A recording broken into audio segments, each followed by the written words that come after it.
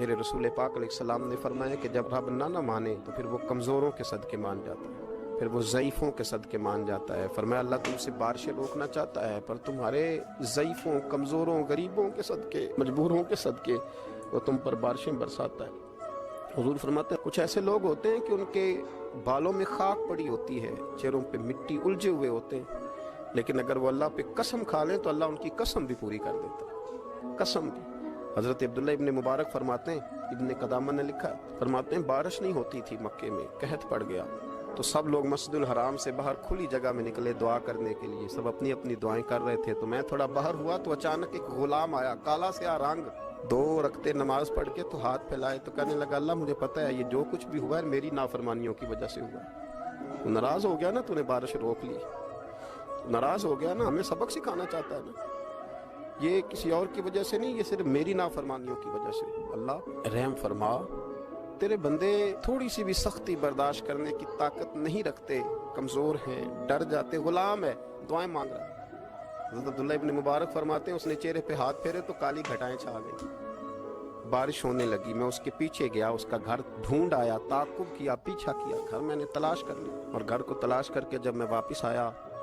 تو میں نے حضرت فضیل بن عیاض سے ذکر کیا تو کہنے لگے کسی طریقے سے اسے حاصل کرو۔ فرماتے ہیں میں اس کے گھر گیا، اس کے مالک نے مجھے دیکھا تو کہا عبداللہ ابن مبارک میرے گھر، اتنے بڑے ولی، اتنے بڑے درویش، اتنے بڑے محدث۔ میں نے کہا تیرا غلام چاہیے، اس نے کئی غلام دکھائے، میں نے کہا نہیں یہ نہیں، اس نے کہا یہ بڑے بڑے اچھے ہیں، کوئی سے بھی آپ لے لیں، خرید لیں، میں نے کہا نہیں۔ پھر وہ لاغر سا، وہ کمزور سا، وہ ضعیف سا نکل کر کے آیا، میں نے کہا یہ مجھے دے دو، تو کہنے لگا یہ تو بیچارہ بے ضرر سا آدمی ہے، کیا لے کے کریں گے؟ میں نے کہا نہیں مجھے یہی چاہیے۔ میں اس کو ساتھ لے کے چلا، راستے میں پوچھنے لگا آقا میرے اندر تو کوئی ایسی بات نہیں تھی، مجھے کیوں خریدا؟